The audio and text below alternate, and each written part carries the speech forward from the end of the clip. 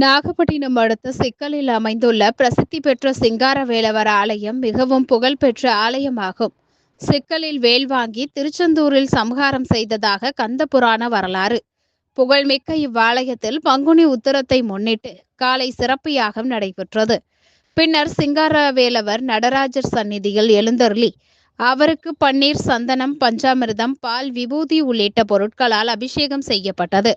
அதனைத் தொடர்ந்து யாகசாலையில் இருந்து எடுத்து வரப்பட்ட புனித நீர் 1000 கண் சல்லடை கொண்டு சிங்கார வேலவனுக்கு அபிஷேகம் செய்யப்பட்டது. அதனைத் தொடர்ந்து பச்சை பட்டாடை உடுத்தி மரிக்கொழுந்து இலைகளால் அலங்கரிக்கப்பட்டு பச்சை பசேல் என சிங்கார வேலவர் காட்சியளித்தார். தீபாராதனை நடைபெற்றது. பங்குனி உத்திரம் என்பதால் நாகப்பட்டினம் மட்டுமின்றி திருவாரூர், காரைக்கால், தஞ்சாவூர் உள்ளிட்ட பல்வேறு மாவட்டங்களில் இருந்து திரளான பக்தர்கள் பங்கேற்று சாமி தரிசனம் செய்தனர்.